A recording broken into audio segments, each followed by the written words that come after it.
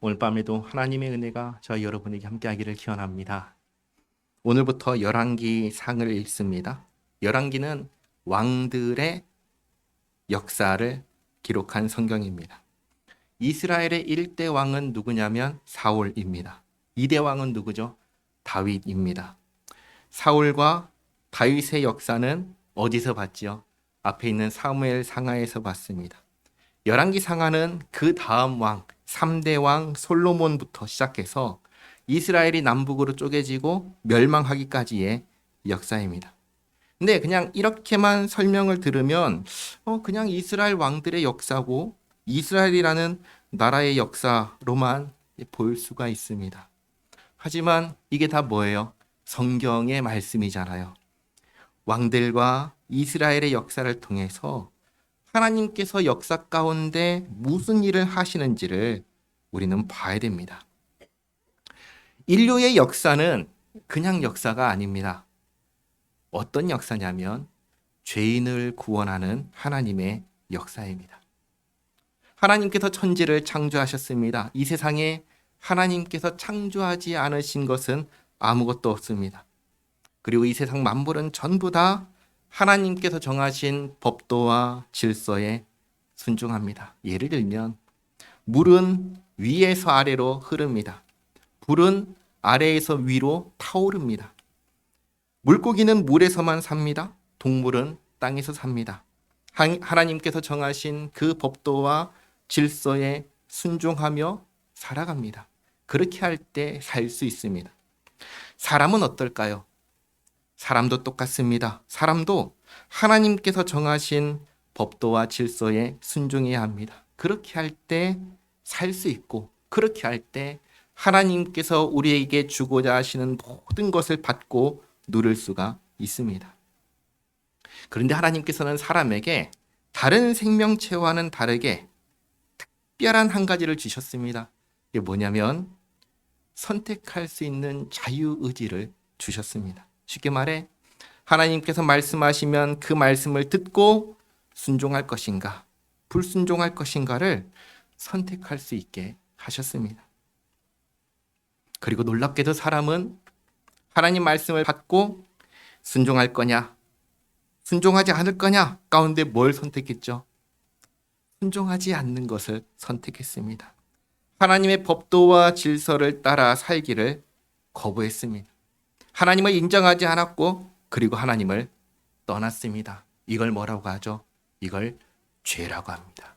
죄는 나쁜 짓을 한 것도 죄지만 보다 근본적인 죄는 하나님을 떠난 것이 죄입니다. 내 인생에 하나님은 없다. 나는 하나님과 상관없는 사람이다. 그렇게 하나님 없는 삶을 살아가는 것 그 자체가 죄입니다. 이 죄로 인해서 하나님과 우리의 관계는 어떻게 됐죠? 깨졌습니다. 하나님을 떠난 사람은 살 수 없게 되었습니다. 마치 물을 떠난 물고기가 살 수 없는 것처럼 사람도 그렇게 하나님을 떠나서 살 수 없게 되었습니다. 왜 그런 줄 아세요? 하나님께로부터 생명을 공급받아야 되는데 하나님을 떠났기 때문에 더 이상 생명을 공급받지 못하게 된 거예요. 그래서 하나님을 떠난 사람 죄인은 어떻게 돼요? 죽게 되는 겁니다. 사람이 죽는 이유는 하나님을 떠났기 때문입니다. 그리고 그보다 더 무서운 것은 하나님을 떠난 이 상태로 죽어버리면 정말로 그 이후에는 하나님께로부터 아무것도 받지 못하는 상태에 처하게 된다는 사실입니다. 지금은 아직 죽기 전까지는 하나님께서 놀랍게도 하나님을 떠난 사람에게도 베풀어 주십니다. 따뜻한 햇빛을 비춰주시고 그리고 바람을 주시고 때마다 시마다 비를 내려주셔서 살 수 있게 해주십니다. 모든 사람에게 베푸시는 하나님의 일반적인 은혜라고 합니다. 그러나 하나님을 떠난 사람이 떠난 그 상태로 죽으면 어떻게 되는가? 이 모든 것을 더 이상 받지 못하는 상태에 처하게 됩니다. 그래서 어디로 가는 줄 아세요? 지옥에 가는 겁니다. 지옥은 어떤 곳인 줄 아세요? 지옥은 죄인이 벌 받는 곳입니다. 근데 이 벌이 무엇인지를 잘 보시기 바랍니다. 지옥은 하나님께서 아무것도 주지 않는 곳이에요. 배가 고파요. 뭐가 필요해요? 먹을 것이 필요하잖아요. 하나님 먹을 것 주지 않으십니다. 목이 말라요. 뭐가 필요해요? 마실 것이 필요하잖아요. 지옥은 하나님께서 주지 않으십니다. 추워도 햇빛이 주어지지 않고 더워도 그늘이 주어지지 않는 곳이 지옥입니다. 그럼 한번 생각해 보세요. 하나님께서 왜 지옥에 가면은 아무것도 주지 않으실까요? 이 모든 것을 누가 주셔요? 하나님께서 주신단 말입니다. 하나님께서 주십니다. 우리가 살아 평생에 하나님께서 공급해 주시는 것을 받고 누리며 살아갑니다. 하나님을 떠난 사람이라도 하나님께서는 이 모든 것을 주십니다. 그걸 통해서 나에게 주어진 모든 것이 다 하나님께서 주셨구나 라는 것을 깨닫고 하나님께로 돌아올 수 있도록 살아있을 때의 기회를 주시는 겁니다. 그런데 살아생전에 이 모든 것을 받고 누리면서 이 모든 것을 주시는 분은 하나님을 알려고 하지 않아요. 하나님을 인정하려고 하지 않아요. 여전히 하나님을 무시합니다. 그리고 하나님 없는 인생을 살아갑니다. 하나님 내 인생에 상관하지 마세요. 나는 하나님 없이 살고 싶어요. 내 인생의 주인은 나입니다. 하면서 평생을 살아간 그 사람, 그리고 죽은 그 사람에게 하나님께서는 이제 주지 않으시는 것. 그만큼 평생을 통해서 기회를 주셨지만 그 기회를 차버린 사람에게 하나님께서 주지 않으십니다. 죄인이 원하는 대로 아무것도 주지 않으시는 겁니다. 대신에 지옥에 간 죄인은 자신이 거부하고 거절했던 하나님을 마주하게 됩니다. 여러분, 어둠 가운데 빛이 비치면 어둠은 어떻게 되지요? 그대로 있나요? 아니면 사라지나요? 어둠은 사라집니다. 빛이 비치는 곳에 어둠은 있을 수가 없습니다. 밝고 거룩한 하나님 앞에 죄인은 깨끗해요? 더러워요? 더럽죠? 거룩하신 하나님 앞에 죄인이 있으면은 죄인은 그 앞에 있는 것이 편안할까요? 두려울까요? 두려울 수밖에 없습니다. 빛 가운데 어둠은 숨고 싶고 사라지고 싶고 멀어지고 싶은 게 죄인의 마음입니다. 그러나 하나님 앞에서 죄인이 숨을 수 있나요? 그럴 수가 없습니다. 숨고 싶어도 숨을 수 없고 피하고 싶어도 피할 수가 없습니다. 그걸 마치 불에 타는 고통과 같은 것으로 말하는 겁니다. 지옥은 거룩하신 하나님을 피할 수 없는, 마주하고 있는, 그래서 그 하나님 앞에서 하나님의 진노와 저주만이 주어지는 곳, 그곳이 지옥입니다. 근데 그 지옥에 누가 가나요? 죄인이 갑니다. 죄인은 누구죠? 난 하나님 없이 살 거야 했던 사람이 죄인입니다. 하나님과의 관계가 깨진 사람, 하나님을 인정하지 않는 사람, 하나님 없이 살려고 하는 사람을 죄인이라고 성경은 가르쳐 줍니다. 근데 하나님께서는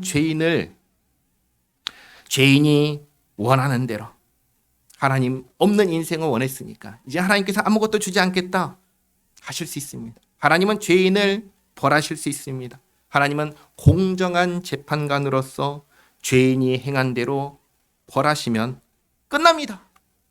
그런데 하나님께서는 죄인을 벌하고 끝내는 게 아니라 그 죄인을 향하여 불쌍히 여기셔서 처음에 말씀드렸던 것처럼 기회를 주셨습니다. 죄인에게 손을 먼저 내밀어 주셨습니다. 우리가 흔히 이런 말을 합니다. 우리 모르는데, 하나님 모르는데, 예수님 모르는데 어떻게 믿어요? 충분히 그런 말을 할 수 있습니다. 그래서 하나님께서는 누구도 모를 수 없도록 처음부터 말씀하셨고, 그리고 구원자를 보내주셨고, 그리고 이 성경을 기록하게 하셔서 누구나 보고 읽고 알 수 있게 해 주셨습니다. 하나님께서는 죄인을 지옥에 가지 않도록, 하나님과의 관계가 회복되도록 구원자를 보내주셨습니다. 그 구원자가 누군지 아세요? 그 구원자는 바로 우리 주 예수 그리스도이십니다. 예수님은 누구시죠? 예수님은 하나님의 아들이십니다. 하나님의 아들은 사람이 하나님이에요. 하나님입니다. 하나님의 아들은 하나님입니다. 그런데 누구의 문제를 해결하기 위해서 오셨죠? 사람의 문제를 해결하기 위해서 오셨습니다. 그래서 사람이 되신 하나님이십니다. 예수님은 사람이 되셨습니다. 예수님께서 사람이 되셔서 죄인을 구원하려고 하는데, 그럼 이 사람들이 예수님이 구원자인 걸 알아야 돼요? 몰라야 돼요? 알아야죠. 알아야 믿죠. 그래서 예수님은 이 땅에 나셨을 때 자신을 숨기지 않으셨습니다. 자신을 분명하게 드러내고 알리셨습니다. 병든 자가 있으면 고쳐주셨고, 귀신 들린 자가 있으면 귀신을 쫓아내주셨고, 죽은 자가 있으면 어떻게 하셨어요? 살려주셨습니다. 이 세상에 누가 병든 자를 고치고 귀신 들린 자를 쫓아내고 죽은 자를 살린 사람이 있습니까? 없습니다. 예수님만이 그렇게 하셨습니다. 왜 그 일을 하셨죠? 내가 구원자다라는 것을 분명하게 알게 하기 위해서 하신 겁니다. 한번 생각해 보시기 바랍니다. 인류 역사 가운데 예수님보다 유명한 사람이 있나요? 없습니다. 예수님보다 유명한 사람 없습니다. 그만큼 평생에 한 번은 들을 수 있게 해 주신 겁니다. 자, 그리고 예수님께서 누구라고 했어요? 하나님께서 보내신 구원자라고 했잖아요. 누가 구원하는 거예요? 예수님께서 구원하시는 겁니다. 자, 그러면 구원받는 사람은 뭘 해야 될까요? 구원받는 사람은 뭘 해야 될까요? 할 수 있는 게 없습니다. 구원을 받아야 되는데 뭘 할 수 있겠습니까? 구원받는 사람이 할 수 있는 것 딱 한 가지 있습니다. 그 뭔지 아세요? 구원자를 믿는 겁니다. 예수님이 구원자야. 예수님께서 나를 구원하셔. 이거 믿는 것, 그거 말고는 할 수 있는 게 없습니다. 근데 그게 맞지요. 왜냐하면 구원받는 사람은 구원받는 거 말고는 할 수 있는 게 아무것도 없습니다. 뭔가를 해야 하는 건 누구예요? 구원하시는 분이십니다. 그래서 예수님께서 오셔서 죄인을 구원하기 위해서 뭘 하셨냐면, 뭘 하셨죠? 대신 벌을 받아주셨습니다.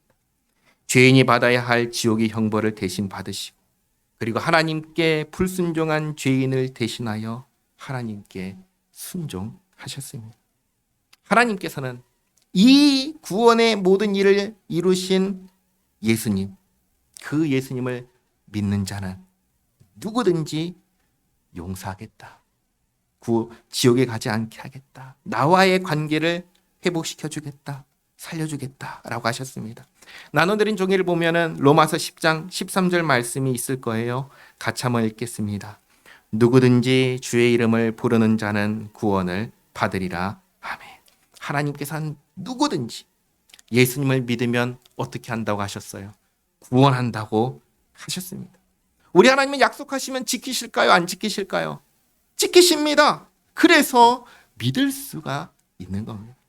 약속을 했는데 지키지 않으시면 어떻게 약속을 지키지 않는 분을 믿을 수 있겠습니까?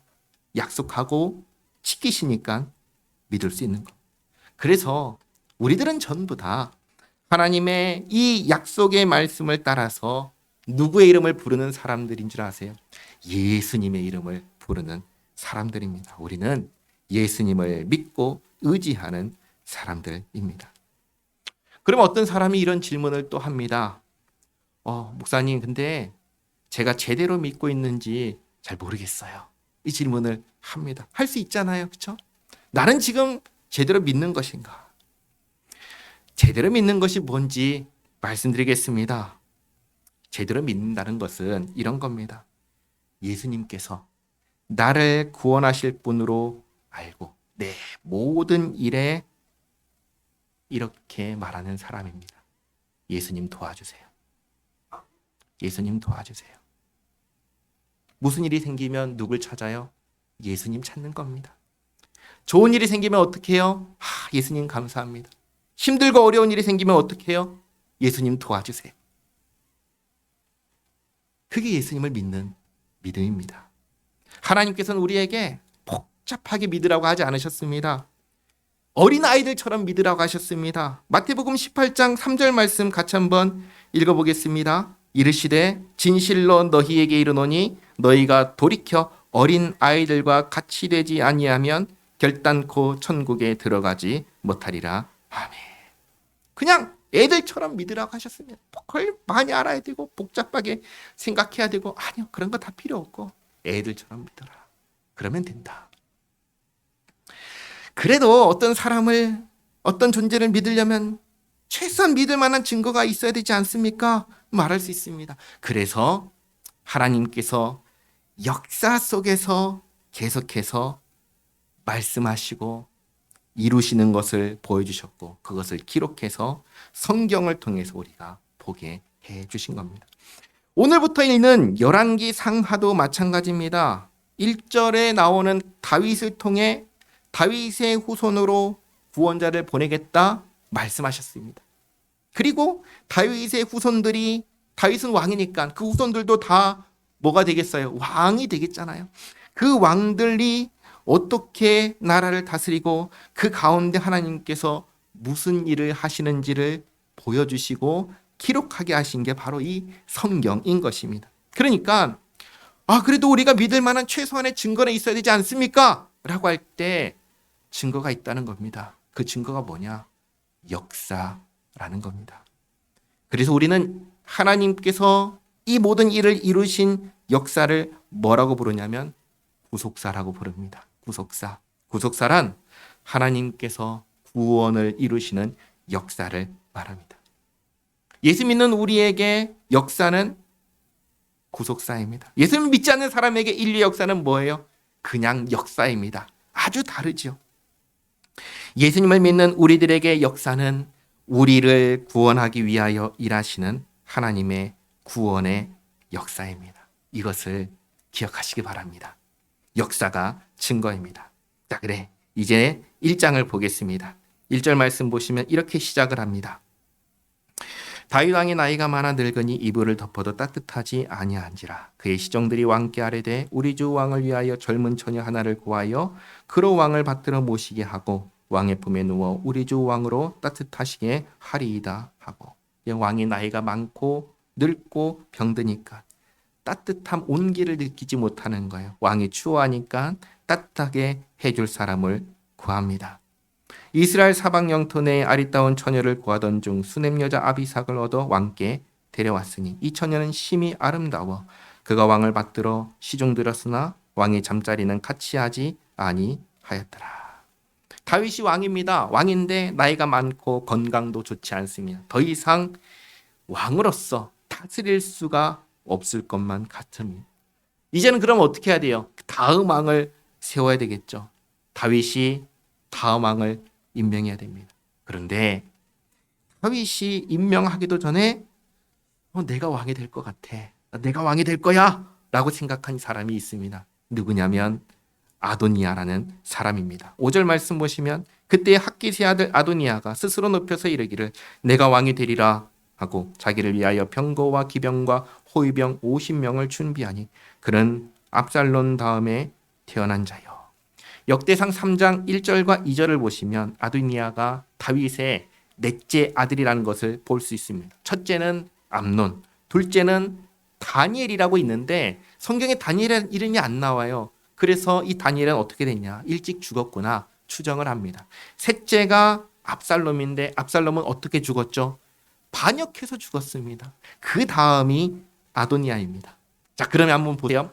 첫째가 죽고 둘째도 죽고 셋째도 죽었습니다. 넷째가 아도니아입니다. 그러면 세상 사람들의 생각에 누가 왕이 될 거라고 생각할까요? 아도니아죠. 왜요? 앞에 다 죽었잖아요. 그 다음 순서는 내 차례야 생각하겠지요. 그런데 문제는 여기 있습니다. 세상 나라의 왕은 그렇게 세워진다 할 수 있습니다. 이스라엘은 어떤가요? 이스라엘의 왕은 누가 세우지요? 하나님께서 세우십니다. 사람이 세우지 않고 하나님께서 택하여 세우십니다. 역대상 28장 5절 말씀을 보시면 하나님께서 솔로몬을 택했다라는 것을 보여줍니다. 역대상 28장 5절 말씀을 함께 읽겠습니다. 여호와께서 내게 여러 아들을 주시고 그 모든 아들 중에서 내 아들 솔로몬을 택하사 하나님 여호와의 나라 왕위에 앉혀 이스라엘을 다스리게 하려 하실세. 아멘. 그러니까 하나님께서는 누구에게 왕위를 주시려고 하세요? 솔로몬. 아도니아에게는 왕위를 주실 생각이 전혀 없으신데 아도니아는 지극히 누구 생각? 자기 생각, 그리고 세상적인 생각으로 자기가 이제 왕이 될 거라 생각한 겁니다. 아도니아는 어떤 사람인가? 6절 하반절 보시면 이렇게 말씀합니다. 용모가 심히 준수한 자라. 그의 아버지가 내가 어찌하여 그리하였느냐고 하는 말로 한 번도 그를 섭섭하게 한 일이 없었더라. 이 다르게 말하면 무슨 말인 줄 아세요? 다윗이 아버지가 아들 아도니아를 한 번도 혼낸 적이 있다 없다? 없다는 말입니다. 그러면 무슨 일이 생길까요? 내가 하는 생각, 내가 하는 판단, 내가 하는 선택이 다 틀렸다고 생각할까요? 맞다고 생각할까요? 다 옳다고 생각을 합니다. 그래서 아도니아는 지금 뭘 하냐면 아버지에게 여쭙지 않고 내가 왕이 된다 생각하고 일을 저지릅니다. 7절에 아도니아가 수리아의 아들 요압과 제사장 아비아달과 모이하니 그들을 따르고 도우나, 이렇게 이제 자기가 왕이 될 준비를 하는 것이죠. 문제는 이겁니다. 왕이 그래 네가 다음 왕이야 하고 허락했으면 문제가 있나요? 없습니다. 근데 왕이 한 말도 하지 않았어요. 왕이 허락하지도 않았는데, 임명하지도 않았는데 스스로 왕이 되려고 하면 그거 뭐라고 해요? 반역이라고 하죠. 그것을.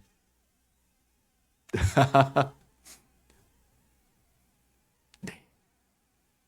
왕이 임명하지도 않았는데 스스로 왕이 되려고 하면 반역이라고 합니다. 그래서 그걸 따르지 않는 사람들이 있어요. 누구냐면 8절에 제사장 사독과 여호야다의 아들 브나야와 선지자 나단과 시므이와 레위와 다윗의 용사들은 아도니아와 같이 하지 아니하였더라. 이들은 따라하지 않습니다. 하지만 아도니아는 자기가 왕이 될 거라고 생각하고는 이제 일을 진행합니다. 9절에 아도니아가 에느로겔 근방 소엘레파의 곁에서 양과 소와 살찐 송아지를 잡고 왕자 곧 자기의 모든 동생과 왕의 신하된 유다 모든 사람을 다 청하였으나 그러나 자신을 따르지 않는 선지자 나단과 브나야와 용사들과 자기 동생 솔로몬은 청하지 아니하였더라. 이렇게 이들은 부르지 않고 자기들끼리 이제 아도니아가 왕이 될 거라고 생각하고 잔치를 벌입니다. 자, 그런데 본래는 누가 왕이 되어야 되죠? 솔로몬입니다. 그렇죠? 솔로몬. 그냥 이 상태를 그냥 내버려 두면 누가 왕이 돼요? 아도니아가 왕이 됩니다. 그러면 돼야 안 돼요? 안 되죠. 그래서 선지자 나단이 솔로몬의 어머니인 밧세바를 찾아갑니다. 네, 한번 생각해 보세요. 나단이 원래 누구를 찾아가야 될까요? 밧세바일까요? 아니면 다윗일까요? 다윗을 찾아가야 됩니다. 그렇죠? 다윗을 찾아가야 됩니다. 다윗이 왕이잖아요. 하나님께서 왕에게 말씀하셨잖아요. 그러면 다윗이 이 문제를 딱 해결하고 정리해야 되는데 다윗에게 안 가고 밧세바에게 가는 겁니다. 왜 그럴까요? 그 이유는 지금 다윗의 상태가 정상이에요? 정상이 아니에요? 정상이 아니기 때문입니다. 우리가 열왕기상 앞에 있는 사무엘하 마지막을 볼 때 다윗의 모습은 어땠습니까? 적극적으로 어떤 문제가 있으면 해결하려고 했나요? 아니면 소극적으로 피하려고 하고 되도록 말하지 않으려고 하고 그냥 흘러가는 대로 두려고 하는 그런 모습이었나요?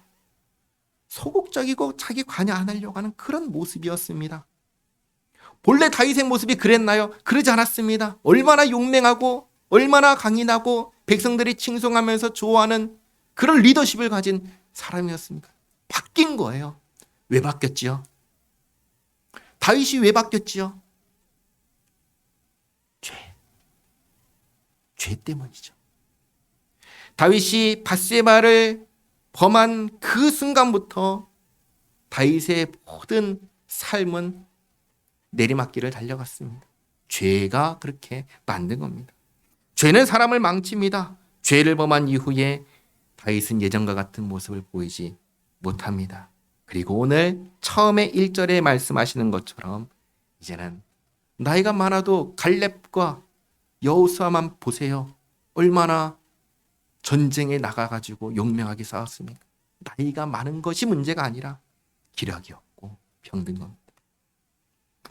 나단이 솔로몬의 어머니 바세바에게 말하 이르되 핫깃의 아들 아도니아가 왕이 되었음을 듣지 못하였나이까? 우리 주 다윗은 알지 못하시나이다. 이제 내게 당신의 생명과 당신의 아들 솔로몬의 생명을 구할 계책을 말하도록 거락하소서. 당신은 다윗 왕 앞에 들어가서 아뢰기를 내 주 왕이여, 전에 왕이 여종에게 맹세하여 이르기를 내 아들 솔로몬이 반드시 나를 이어 왕이 되어 내 왕위에 앉으리라 하지 아니하셨나이까? 그런데 아도니아가 무슨 이유로 왕이 되었나이까 하소서. 당신이 거기서 왕과 말씀하실 때 나도 뒤이어 들어가서 당신의 말씀을 확증하리이다. 이렇게 다윗 왕에게 할 말을 나단 선지자가 정해줍니다. 자, 이 말을 받고 바세바가 이에 침실에 들어가 왕에게 이르니 왕이 심히 늙었으므로 수냄 여자 아비삭이 시중 들었더라. 여기서도 분명하게 다윗이 늙었다, 심히 늙었다라고 합니다. 바세바가 몸을 굽혀 왕께 절하니 왕이 이르되 어찌 됨이냐? 그가 왕께 대답하되 내 주여, 왕이 전에 왕이 하나님 여호와를 가리켜 여종에게 맹세하시기를 내 아들 솔로몬이 반드시 나를 이어 왕이 되어 내 왕위에 앉으리라 하셨거늘 이제 아도니아가 왕이 되었어도 내 주 왕은 알지 못하시나이다. 그가 스소와 살찐 송아지와 양을 많이 잡고 왕의 모든 아들과 제사장 아비아달과 군사령관 요압을 청하였으나 왕의 종 솔로몬은 청하지 아니하였나이다. 내 주 왕이여, 온 이스라엘이 왕에게 다 주목하고 누가 내 주 왕을 이어 그 왕위에 앉을지를 공포하시기를 기다리나이다. 그러니까 다윗이 왕으로서 마지막으로 책임지고 마무리해야 하는 겁니다. 근데 만약에 이 마무리를 하지 않으면 어떻게 되는가? 21절. 그렇지 아니하면 내 주 왕이여, 그의 조상들과 함께 잘 때, 그러니까 죽을 때에 나와 내 아들 솔로몬은 죄인이 되리이다. 무슨 말이냐면 아도니아가 솔로몬을 내버려 두지 않을 거라는 말입니다. 이거 우리가 인류 역사 속에서 무수히 많이 보았던 것입니다.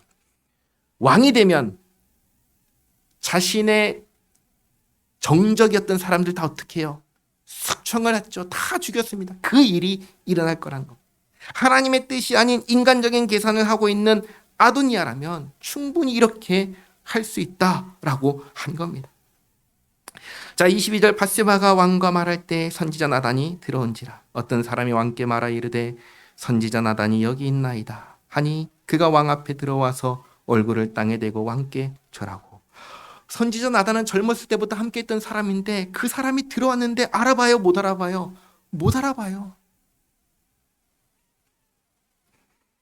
나단이 이르되 내 주 왕께서 이르시기를 아도니아가 나를 이어 왕이 되어 내 왕위에 앉으리라 하셨나이까? 그가 오늘 내려가서 수소와 살찐 송아지와 양을 많이 잡고 왕의 모든 아들과 군사령관들과 제사장 아비아달을 청하였는데 그들이 아도니아 앞에서 먹고 마시며 아도니아 왕은 만세수를 하옵소서 하였나이다. 그러나 왕의 종 나와 제사장 사독과 여호야다의 아들 브나야와 왕의 종 솔로몬은 청하지 아니하였사오니 이것이 내 주 왕께서 정하신 일이니까. 그런데 왕께서 내 주 왕을 이어 그 왕위에 앉을 자를 종에게 나에게는 알게 하지 아니하셨나이다. 이 나단의 이야기를 듣고 다윗이 명령합니다.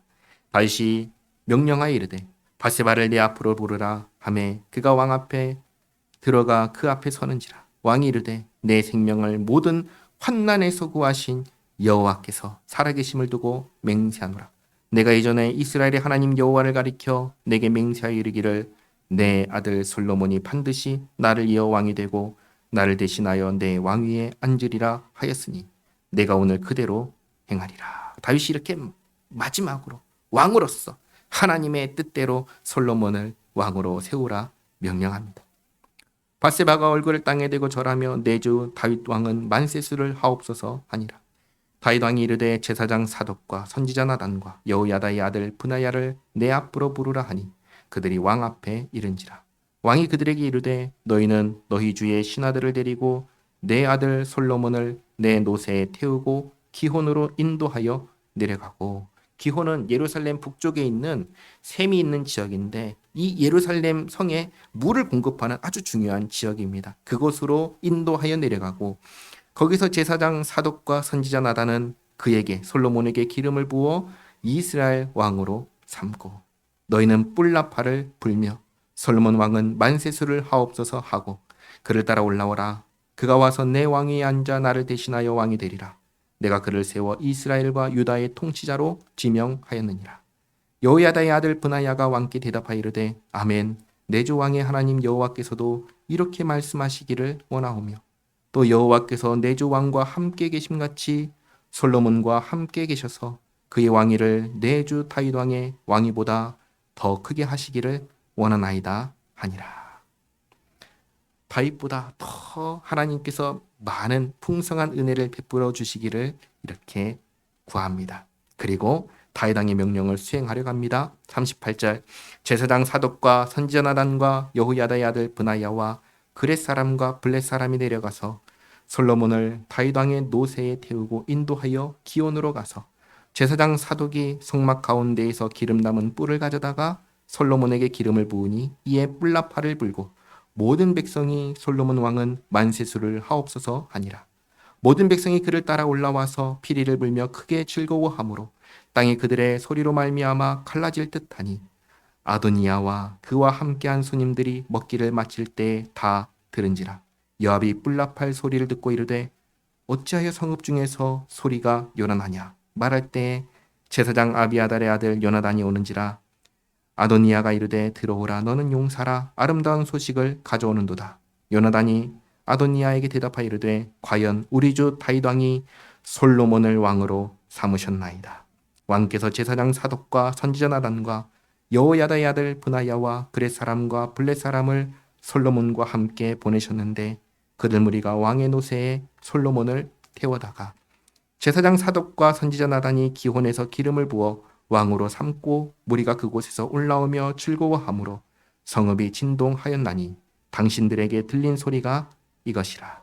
또 솔로몬도 왕좌에 앉아있고 왕의 신하들도 와서 우리 주 다윗 왕에게 축복하여 이르기를 왕의 하나님이 솔로몬의 이름을 왕의 이름보다 더 아름답게 하시고 그의 왕위를 왕의 위보다 크게 하시기를 원하나이다 하매 왕이 침상에서 몸을 굽히고 또한 이르시기를 이스라엘의 하나님 여호와를 찬송하리로다. 여호와께서 오늘 내 왕위에 앉을 자를 주사 내 눈으로 보게 하셔도다 하셨나이다 하니 이렇게 이제 솔로몬이 정식으로 이스라엘의 왕이 되었음을 알리자 아도니아와 함께한 손님들이 다 놀라 일어나 각기 갈 길로 간지라. 왜 가죠? 앞에서도 말씀드렸지만 왕이 임명하지도 않았는데 스스로 왕이 된다고 하는 행위는 그게 뭐예요? 반역이죠.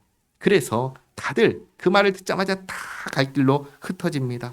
그리고 아도니아도 솔로몬을 두려워하여 일어나 가서 제단 뿔을 잡으니 어떤 사람이 솔로몬에게 말하 이르되 아도니아가 솔로몬 왕을 두려워하여 지금 제단 뿔을 잡고 말하기를 솔로몬 왕이 오늘 칼로 자기 종을 죽이지 않겠다고 내게 맹세하기를 원한다 하나이다. 이 내용은 이제 성경에는 없는 내용인데 제단 뿔을 잡으면 이제 어떻게 할 수 없다라고 생각을 한 것 같습니다. 그래서 제단 뿔을 잡고 자신을 죽이지 않을 것을 맹세하라고 한 겁니다. 그러자 솔로몬이 이르되 그가 만일 선한 사람일진데 그의 머리털 하나도 땅에 떨어지지 아니하려니와 그에게 악한 것이 보이면 죽으리라 하고 두고 보겠다는 겁니다. 선한 사람이면 살려주고 악한 사람이면 이제 죽는다 얘기를 한 거죠. 사람을 보내어 그를 제단에서 이끌어내리니 그가 와서 솔로몬 왕께 절하매 솔로몬이 이르기를 내 집으로 가라 하였더라. 아멘. 자, 이렇게 해서 하나님께서 다윗에게 말씀하신 대로 다윗의 아들 솔로몬이 이스라엘의 이제 세 번째 왕이 되었습니다. 구약의 역사는 우리에게 몇 가지를 분명하게 보여주는 것이 있습니다. 첫 번째는 뭐냐? 하나님은 말씀하시고 그 말씀대로 이루신다는 겁니다. 둘째는 하나님 말씀에 거역하면 벌을 받는다라는 것을 보여줍니다. 그리고 셋째로 하나님께서 그 거역한 사람들을 용서하시고 회복하는 모습을 보여주시고 마지막으로 구약 성경 전체를 통해서 하나님께서 구원자를 보내겠다고 약속하시는 모습을 우리에게 보여줍니다. 이 일들을 하나님께서 역사 속에서 보여주셨습니다. 우리가 믿는 하나님은 어떤 분이신가? 이렇게 역사를 통해서 보여주시고 그리고 확인시켜 주시고 믿을 만한 증거를 주신 하나님입니다. 하나님께서 우리를 위하여 보내주신 예수님을 믿는 믿음으로 살아가는 우리 모두가 되기를 바랍니다. 기도하겠습니다. 하나님 감사합니다. 오늘부터 열왕기를 읽습니다. 왕들의 역사 가운데 말씀하시고 이루시는 하나님의 손길을 보게 하옵소서. 하나님을 떠나 하나님 없이 살던 저희를 불쌍히 여기시고 구원자 예수 그리스도를 보내주시고 예수님을 믿기만 하면 구원하겠다 약속하신 말씀을 믿고 의지합니다. 예수님을 믿는 믿음으로 살게 하옵소서. 어린 나이와 같은 믿음을 갖게 하옵소서. 저희의 구원의 소망이 되시고 살아갈 힘과 능력이 되시는 우리 주 예수 그리스도의 이름으로 기도하옵나이다. 아멘.